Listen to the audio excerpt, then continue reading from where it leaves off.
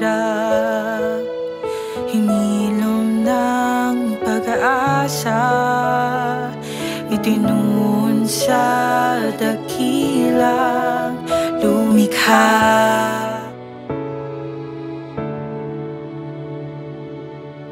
Ako po si Omar, isang mild stroke survivor. Pagising ko from siesta, may naramdaman na akong iba. Then, kinausap ko yung asawa ko na iba na nga yung nararamdaman ko, punta ako ng ospital. Gabi na nang dumating yung result ko, na sinabi nga ng doktor na naputukan ako ng ugat sa ulo.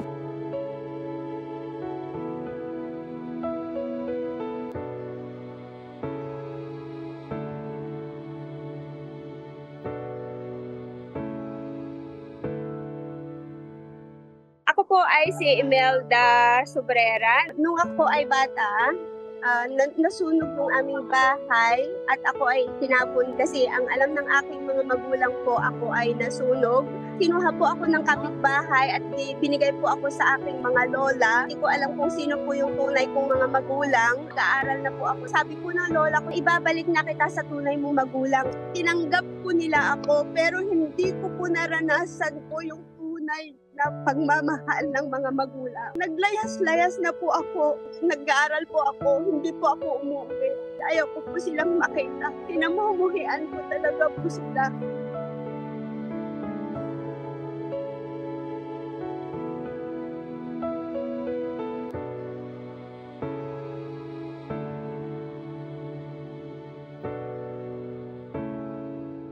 Evelyn Villacarlos, viewer of Light TV since pandemic.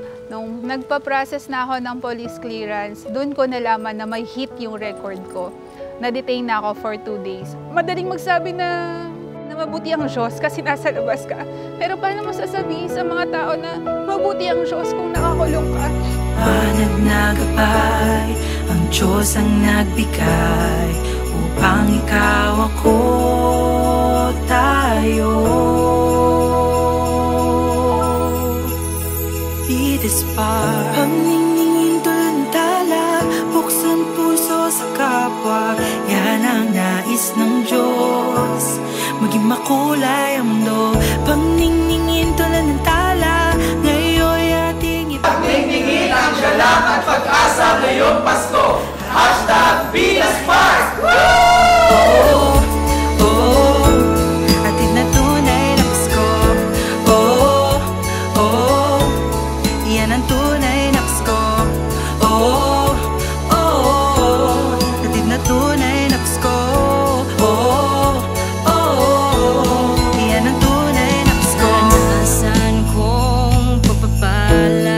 One morning, nagulat na lang ako, sumigaw yung asawa ko eh. Daddy, nabanggit yung pangalan mo sa prayer line. Tinanong ko sa staff ko sino nagsabi, yung isang audio man namin, nabigay yung pangalan ko para i-request sa prayer.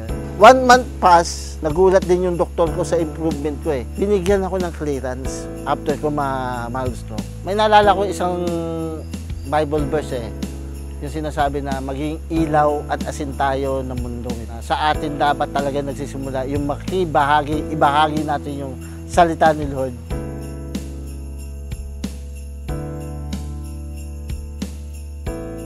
Nakita ko po yung Light TV, si Bishop Brother Eddie Villanueva, nagturo po siya ng Jesus the Healer. Nagrema po yung sinabi niya sa akin na kung ikaw ay magpapatawad, ang Diyos ay patatawarin ka rin. Nag-decision po ako na patawarin ko yung aking mga magulang. Nakita ko yung Facebook post ni Light TV asking na kung may mga paghihirap or challenges ka, sabihin mo yung prayer request mo. Nag-message ako sa Light TV, prayer request for work, for the glory of God. August 22 yung first start date ko dun sa bagong kumpanya. Ang pinakamahalaga ay yung ibahagi mo yung liwanag na binigay sa'yo ng Panginoong Hesus. Yung natanggap mo na liwanag, huwag mo aksayahin ng sa'yo lang. Malaking bagay yung maibahagi mo ang Panginoong Hesus sa pamamagitan ng panalangin. Ibahagi mo rin na ang Diyos naman napakalapit lang sa puso at isipan natin sa pananalangin. Makamtan kapatawaran, buhay ko'y nilaan. Ginamit mong daluyan. Liwanag na gabay, nagbigay upang ikaw ako tayo. Be the spark. Pagningningin tulad ng tala, buksan puso sa kapwa. Yan ang nais ng Diyos, maging makulay ang mundo. Pagningningin tulad ng tala, ngayon'y ating ipakita. Pagningningin ang galak at pag-asa ngayong Pasko. Hashtag Be the Spark. Oh, hatid na tunay na Pasko. Oh, oh, yan ang tunay na Pasko. Oh, Pagningningin ang galak at pag-asa ngayong Pasko. Hashtag Be the Spark. yan ang tunay na Pasko. Sa pagsapit ng Pasko, ang puso ay laging nananabik. Kalungkutan ay pinawi ng kagalakang hatid. Naisip pabatid ng Diyos na grasya niya'y walang patid. Ito'y katiyakan sa mga pagsubok tayo'y makatatawid. Kaligtasan, regalo ang yamang hindi mananakaw. Madilim na landas, pag-asa'y sumikat parang araw. Dahil sa kanyang pag-ibig na sa kasalanan ay sumabaw. Ngayong Pasko, kapayapaan ay nangingibabaw sa buong mundo. Ngayong Kapaskuhan, dalangin kong mapuno ng ganap at pag-asa ang inyong mga puso at ang inyong mga pamilya. Ngunit paano nga ba magiging tunay na masaya ang pagdiriwang natin ng Pasko? Walang ibang susi kundi ang paghahari ng Panginoong Hesus sa ating mga buhay. Sabi sa 1 John chapter 5 verse 11 verse 12, and I quote, "And this is the testimony, God has given us eternal life, and this life is in His Son. Whoever has the Son has life. Whoever does not have the Son of God does not have life. I write these things to you to believe in the name of the Son of God, so that you may know that you have eternal life." Gusto ba natin ng buhay na walang hanggan? Isang buhay na kasiya-siya sa Diyos, masagana at puno ng pagpapala? Tanggapin natin ang Panginoong Hesus at gawin natin siyang tagapagligtas ng ating mga buhay at pamilya. At kapag naghari siya sa ating mga puso, siguradong mapupuno ng saya at pag-asa ang ating Pasko. Pagningningin ang galak at pag-asa ngayong Pasko.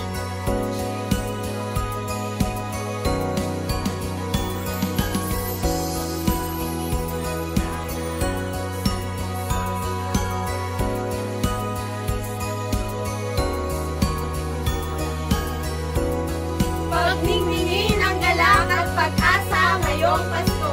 Hashtag Be the Spark. Pagningin ang galak at pag-asa ngayong Pasko. Hashtag Be the Spark. Pagningin ang galak at pag-asa ngayong Pasko. Hashtag Be the Spark.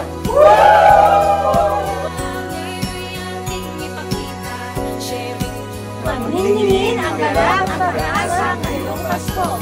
Hashtag Be the Spark. Pagningningin ang galak at pag-asa ngayong Pasko. Hashtag Be the Spark. Pagningin ang galak at pag-asa ngayong Pasko. Hashtag Be the Spark. Pagningin ang galak at pag-asa ngayong Pasko. Hashtag Be the Spark. Buksan puso sa kapwa. Pagningin ang galak at pag-asa ngayong Pasko. Hashtag Be the Spark. Sharing joy, giving hope. Hatid ng kulay ng Pasko. Pagningin tulad ng tala, buksan puso sa kapwa. Ngayong panahon ng Kapaskuhan, alalahanin natin ang taglay nating kapangyarihan, ang maging kislap ng kagalakan at pag-asa sa buhay ng ibang tao. Ang Pasko ay hindi lamang panahon ng kasiyahan at pagbibigay ng regalo. Panahon din ito upang maliwanagan ang mundo ng ating kabaitan at habag na nagmumula kay Kristo. Sa pinakasimpleng paraan, sa isang matamis na ngiti, mainit na yakap o pag-abot ng iyong kamay, magagawa nating magliwanag sa isang mundong nababalot ng dilim at kawalan ng kasiguraduhan. Naway, ang ating selebrasyon ay mapuno ng pagmamahalan at kasiyahan. Patuloy nating pagniningin ang galak at pag-asa ngayong Pasko. Pagniningin tulad ng tala